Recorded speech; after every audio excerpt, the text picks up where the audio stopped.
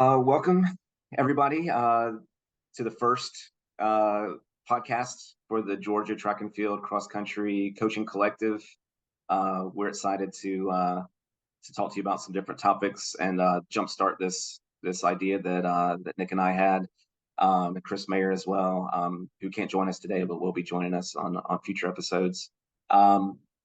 I'm going to do a quick intro on who we are and who I am, and then let Nick talk about himself too, and why we're doing this.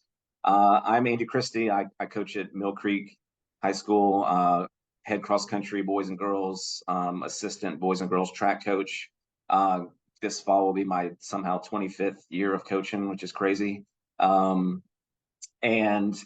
who we are is just a few coaches that really have an idea of wanting to spread our sport and having coaches network. I know it meets. I love, in the time that, limited time we have to visit with other coaches. I love bouncing ideas off of other coaches, chatting about training or just the different, victories and challenges of the coaching profession. And so Nick, Chris, and I had this idea of forming this collective as a way to try to formally do that. And it kind of started with Nick and I's involvement in the mentor program and the with the Coach Association. But now we're kind of springboarding off that into this new initiative. And so we're excited to get more people involved. Both Nick and I happen to be 7A coaches, but this is absolutely not a 7A collective. Right. This is a state of Georgia collective that we're wanting to really spearhead with coaches from all classifications, all demographics and groups to all get together and talk about the things we're passionate about, which is cross country and track and field. So that's kind of who we are. I'll let Nick speak about a couple of things. Yeah, well said, Andy. So as a head track coach here in Georgia for the last 15 years, I've come across a lot of coaches who are beginners, who have been tasked with coaching the sport of track and field.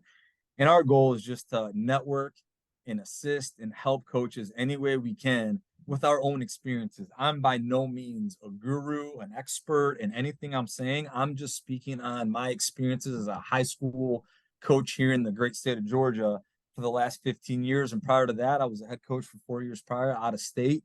I do have over 20 years of high school coaching experience. And our sole purpose of this is to connect with coaches, network with coaches, put coaches in contact with the right people. There's so many different disciplines in track and field, and there's so many different areas where we can constantly grow and learn from. And we all have different resources at our schools that are available to us. And we all have, from like we said, we're both 7A coaches, but Andy is a distance-based endurance coach, cross-country coach. On Friday nights for over a decade, I was coaching on the varsity football sideline. I coach varsity basketball. I'm a sprints coach. So we bring two different perspectives to this. And we're hoping that, again, we can just connect with any coach, brand new to the sport, a longtime veteran of the sport that can teach us a thing or two, or if we can pass along anything from our own experiences to help benefit and make this sport even better in this great state of Georgia for our kids in the state of Georgia. Excellent. So that now that you know a little bit about us and why we're doing this, we're going to put a plug in for our website and social media at the beginning, and we'll do it again at the end just to put it out there. But we are on Instagram and Twitter. You can find us there, Georgia TFXC Collective, and then the website is Georgia spelled out TFXC Collective.com, and we've got some great documents from coaches around the state that have contributed to a variety of things. There's a track and field section, there's a cross country section. If you're wondering about how to select captains or how to organize your team, how to take attendance, just basic things. There are some workouts on there. We'd love for people to use that as a resource. And also, if you're willing to contribute, feel free to contact either me or Nick. You can find our emails on our website. All right. So today, as the inaugural podcast, we we thought we tackled the topic of sports psychology and how we're seeing more of a need for that in recent years, and just the mental side of the sport. Like Nick said, he's coming at this from more of a track and field and sprint mentality, and then I've been more cross country and track distance. But we obviously have share the same athletes and people being competitive in these sports. So we've seen some of the same things. Maybe there's some differences that we'll hopefully be able to touch on and offer our thoughts. Um, we are teachers and coaches, not professional podcasters. Right. As much as we'd love to be on Around the Horn or This is not my studio. yeah, PTI for I would love a PTI for cross country and track and field. I would do that in a second. But yeah, you just know that as you're viewing or listening to this um, as we get into it. So thing, Nick, I wanted to bring up kind of as a introductory topic into this is why we think this is a bigger problem maybe now versus when we, each of us started getting into coaching. And I'll kind of kick us off with what I think maybe is one, and it's probably the obvious reason, but I think social media Yep. has a huge impact. Obviously, there's a lot of great things that social media can add to our sports, and that's actually another topic we might talk about in another podcast. But I think the flip side of it sometimes is athletes seeing what so and so just did, what their time was, where they committed to go to college, and the comparison game comes Yep. into play, um, and then they think, oh no, where am I going to go, or what about my times? And so I that's the first thing that kind of comes to mind to me. Obviously, mile split has exploded, and that's a great thing compared to, even 10, 15 years ago. But with in terms of the amount of information that's out there. But again, I think sometimes if you have the kid that just can have a tendency to get in their head, they almost have to take a break from mile split, and I tell some kids that as we get to bigger meets sometimes, hey, take a break at least a couple days before, and don't just be pouring over all the stats and everything. Right. So that's my initial take. What do you think? I agree, Andy, that social media is absolutely a factor in this because the results are instantaneously virtual. So people can see it right away. Whereas when I first started running as an athlete, I would cross the finish line and somebody would come up to me with a popsicle stick, and then I'd have to go over on the carbon copy sheet, and the results may or may not be posted 24, 48 hours later. These results are instant. So our kids are constantly comparing themselves to everybody else. I'm not saying that this is, and by no means, I'm going to preface this again, I'm not an expert and I'm not a guru on this. I'm just speaking from my own over 20 years of high school track and field experience at the high school level. I have found that since the advent of social media, things being instant, our kids feel like they have to produce immediately. And if they don't feel they can, then that's when you start to inherit the injuries, the tightness, the this, the that, and you start having issues with your athlete being as consistent and as efficient as they've been before because psychologically they start to compare themselves to somebody else. Within our program, what we try to do to combat that, it doesn't always work, but what we try to do to combat that, we focus on being our best version of ourselves, and that's very hard to do to a teenager when you're telling the kid to compare their, for example, 100-meter dash time. If you have a high school boy, a beginner who's running high 11s, low 12s, and you have these elite kids breaking 10 or breaking 11, excuse me, sub 11, they feel like they have to compare, and because they cannot compete within a second of that kid, they're going to back off a little bit, and that's something that we try to avoid as much as possible. Like, it's okay to be in the 12s. It's okay to progressively get better and get in the high 11s. And then we're going to celebrate that. And then we're going to celebrate when you get in the mid 11s, if you even happen to get into the mid 11s, if you even get there. But we're going to celebrate the best version of yourself, whether it's at a Wednesday night JV meet, whether you're running whatever you run, you set your PR at a time trial or at an actual meet or at a big invite on a Saturday,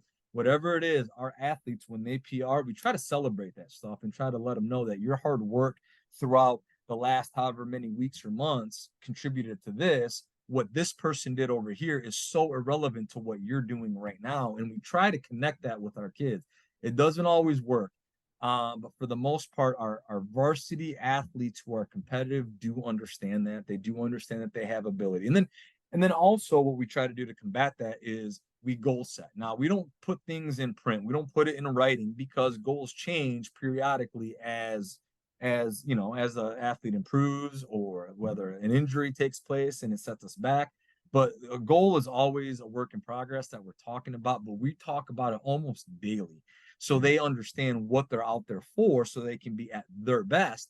So when somebody else at the meet ends up doing something spectacular, it doesn't rattle them, it doesn't phase them because they're still committed to their end goal of being at their best. That is the best way I have found to combat the anxiety, but it does show itself at the worst of times. In our program, we've had 3 straight years, 2021, 2022, and 2023, where whether the boys or the girls, we've had one team or another for 3 straight years where the state championship was determined by that 4x4. We've won 1 out of 3 in the last 3 years. So when I'm sitting here looking at the 4x4 and letting them know what's going on, and they're looking at me wide-eyed, I need to look back and go, why didn't I prepare them for this? What did I do to prepare them for this? Are they comparing themselves to somebody else, or are they comparing themselves to doing the best they can do? If they're comparing themselves to doing the best they can do, a third, fourth, fifth place could win a state championship, but in their mind, that's failure. And that's a problem as a coach. That's a failure on me if they feel that doing their best is a failure. So the sports psychology of it, the way I try to attack it right now is we try to be goal oriented. We try to focus on being at our best.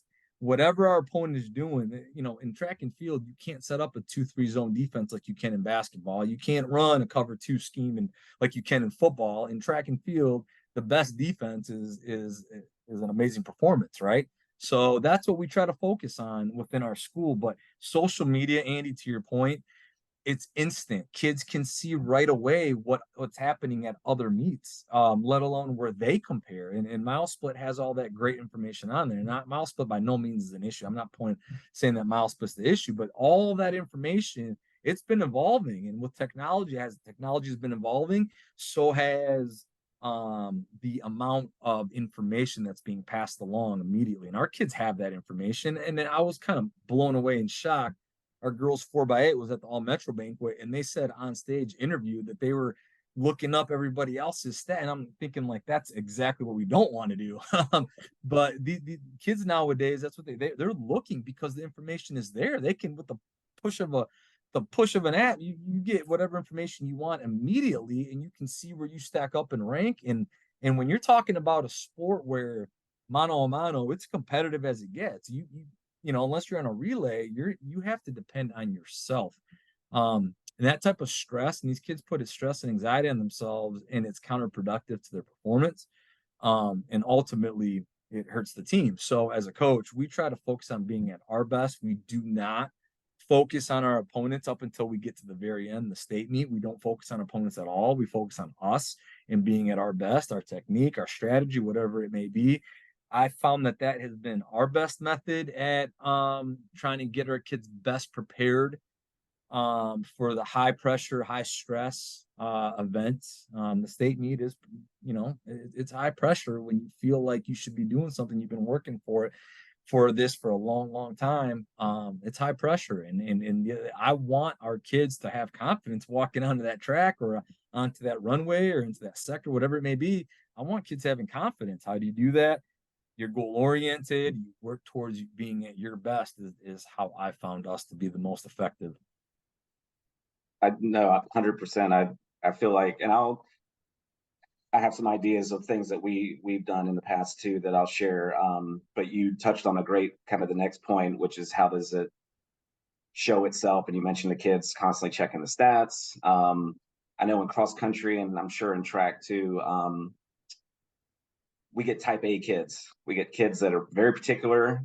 and that's great, and it's helped them to Yeah. achieve in the classroom, and they have multiple AP classes, but it can kind of add to, well, how many APs are you taking, and Right. what's your GPA and what's your class rank, and that can absolutely carry over to the cross country course or the track. And so it's not. I don't want to put the blame solely on social media. I know it's kind of just a keeping up with the Joneses, maybe just the people want to do well and want Right. to do well in what they're they feel like they're good at. Um, and MileSplit has, again, you kind of touched on this. I'm not blaming MileSplit at all. That it's a great resource. It's just if kids are maybe putting too much emphasis on it. Um, as far as how it shows itself, I feel like sometimes you have the kid that maybe is what I've heard coaches refer to as like the workout champion. Right. Um, and they can put up a killer workout and it's great and it points to great things ahead. And then, on meet day, it doesn't translate. Right. Can just the fear of other people are Failure. lining up. It's not just me. I have the uniform on. People are watching. My teammates are depending on me. All those things. I think that's one way I've seen it manifest itself. Um, I've seen it manifest itself maybe with just lack of effort. Maybe the really talented kid that It just shut down. Yep. exactly shut down. If I don't try, then I'm not risking anything. Right. Do that in the classroom too. Maybe kids not doing work, that sort of thing. So you kind of touched on some things that I've done. Definitely, like being careful with goals, maybe sometimes being process goals and not like I want to be X place at county, region, state, whatever, but instead, whatever process we're going for, being good about the daily routine that we're, in practice. I try to simulate as much as possible what they're going to see on race day. Right. Whether it's the actual workout and here's how you're going to feel, to use a track example, here's how you're going to feel 200 meters into an 800. Correct. And so we need to simulate that in your race or in the workout rather. Because it's going to give more confidence, after the workout, they Yes. tackle it. Hey, look, you just did this. And for the 800, I'm a little biased because I think the 800 is the most difficult race on the track. And I might get some debates on that from the I'm not hurdlers. going to disagree with you. um, No. but a lot of times for my 800 runners, I say, look, this workout is harder than the race is going to be. Like you just Right. went through the gauntlet, and it's going to be easier in the race. So that should be not easy, but easier. Right. So simulating that, telling them, like I mentioned, to give a break from Twitter, Instagram, whatever they're, Snapchat, whatever they're doing that's going to maybe raise that anxiety. Give it a break as you lead up to the races. We've had some runners benefit in our program benefit from talking to a sports psych, which, like you mentioned, how you're not a guru, and I'm not a guru either. I do not have any medical licenses or Right. anything. Same So here. Same here. so if it's so if it's a serious enough situation where I feel like, hey, that a professional could really help you, then I'll Yes. reach out to the parents and say, hey, here, I say no pressure. Of course, you're the parents, you decide, but here's a resource or two that we've had people benefit from in the past. Absolutely. And some kids have really embraced that and improved as a result Yes. of talking to somebody. And I've gotten some great insight into what I can do as a coach from some of those sports psychs. Like one thing was focusing on the moment, because kids and as a coach, I can do this too. I'm not sitting up here on the mountaintop, impervious to this stuff. I can get outcome focused, and here's what we want, what place we want to be as a Yes. team. And a lot of our runners that have benefited, the sports psych told them, forget about the outcome, Right. worry about the start. You worry about your start of your race or your event, and then after that you worry, okay, what's the next thing I need to do? Right. If it's cross country, then you're trying not to get boxed in, or whatever the next thing to do in that moment. That's what you focus on, and then the outcome takes care of itself. um, Yeah. so that's another thing that's really benefited me as a coach, to kind of like, if you're doing intervals on the track, you cannot on the first one worry about the fourth one, uh, Correct. because you're not Correct. there yet. You got to worry about where you are. So Yeah. yeah. And again, I know we're in a time crunch here, and I can talk about this for a long, long time. The process, you use the term the process, and I understand that in coaching circles, that could be a coaching term, but we're what the program that I'm fortunate to be a part of, we focus way more. We only talk about the process. We don't talk about outcomes. Outcomes are expected if you do what's necessary within the process. If you're going to put in the work, if you're going to be lifting in the off season, if you're going to be doing your running, hydration, your sleep, your nutrition, if you're going to do all that, the outcome will happen. You will get the outcome you want. So we focus everything on the process. And in my experience with 20 plus years of coaching high school track and field, if you focus so much on the process itself builds the confidence within the athlete to get the outcome.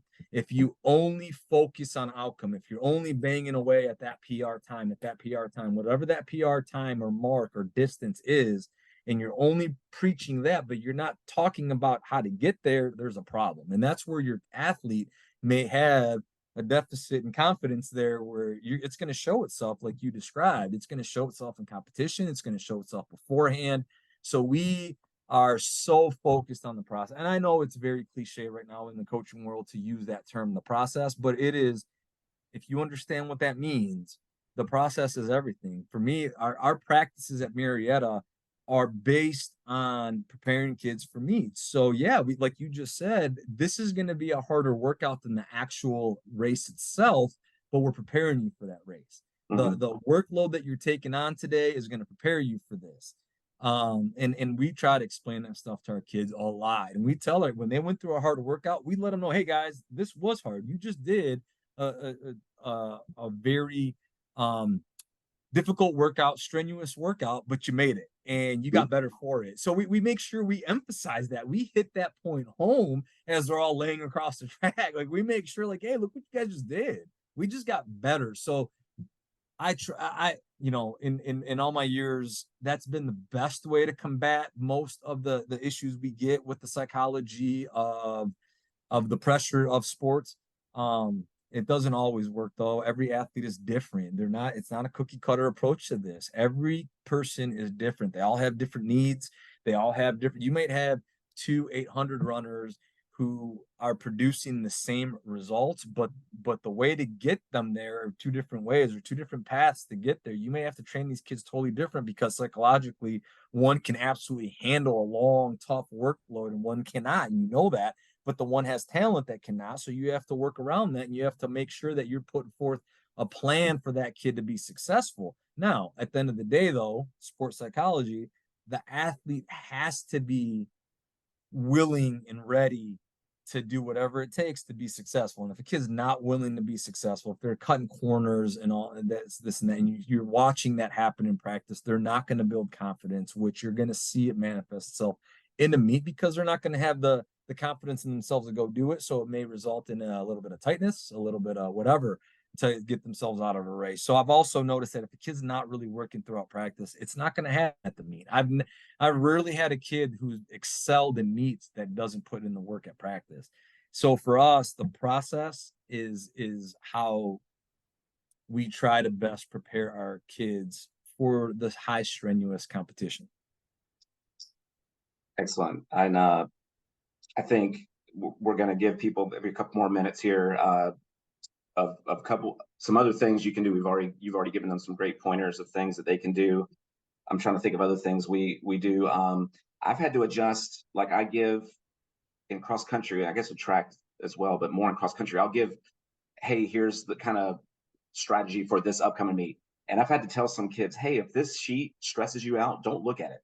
Just Right. burn it, whatever you need to do. Yeah. And some kids know that about themselves, and that's great. So that's one thing. I've got some kids that love the stats and want to dive in, Yep. and they don't focus on it all week, but in that team meeting, they'll focus on it and then they'll know what to do. But other kids are like, I'll just go out there and run my race. And that some kids don't need to think about it as much. And I've figured that out as a coach in my experience. I mentioned, referring out to sports psychs. Mhm. Sometimes it's adjusting their training and what that particular kid needs to do. maybe they need to do fewer reps, but feel really good about the reps they do. And they don't need as much as the Right. other kids. But when it comes to the confidence part of it, the sports psychology part, overworking a kid, physically working them to the ground because of your insecurities in your training method. So you feel like you got to overwork them to make sure you can. The best thing you could do is undertrain a kid, because if they feel fresh, they're going to do way better than if they feel exhausted. From a confidence standpoint, undertrained is better than overtrained.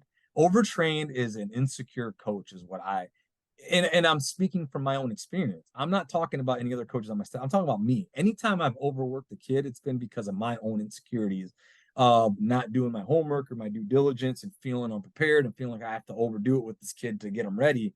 And I've ended up in the past, I've learned from those mistakes. So you can undertrain a kid, build up their confidence, make sure that they understand that what they're doing in practice is only benefiting what their end goal is. It's complementary to what their end game is. So as a coach, yeah, we have to be positive cheerleaders at times. We have to pick them up at times. We have to let them know, like, right now you're struggling, but you look amazing.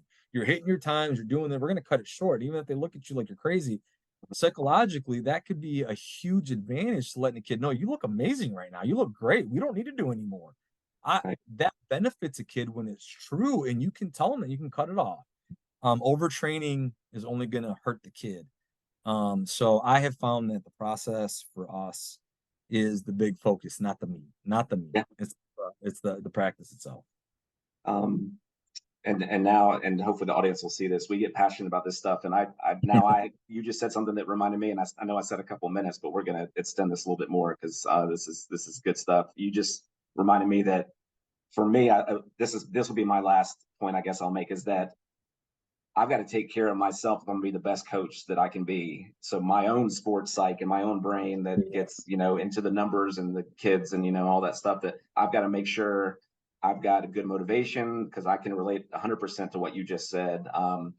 Make sure my stuff isn't impacting the kid. And leading up to the big meet, if I'm pacing around and nervous and everything, Right. that's going to reflect on them. And it's okay if I'm Yes. nervous, but I don't want them to see that. I Correct. want to be able to talk to my wife or whoever about that stuff, or another coach. I'll call you up, Nick, whatever. But not them, Not the kids, right? not the kids. They can't. So that's something that I've learned. Keeping it light, joking around, which is what we normally do at practice anyway. Just chit chatting about whatever, and just making sure that I'm keeping my concerns elsewhere, so that the kids can perform to the best of their ability and not have any roadblocks from me as a coach. So, Yep. All right. Well, we hope that this was a good discussion. We could continue on and on, but we don't want you guys to have to sit through a 5-hour podcast that only Nick and I listen to. Nick, you want to again tell them where they can find us? Yeah, you can find us at Georgia, spelled out, Georgia TFXC Collective.com on our website, or you can find us on social media at Georgia TFXC Collective. You can search us on Twitter and Instagram. Mm-hmm. Sounds good. And we appreciate y'all. If you have any feedback, suggestions, we welcome that. You can find our emails on our website, and you can DM us at the social media sites as well. But we appreciate Please reach out.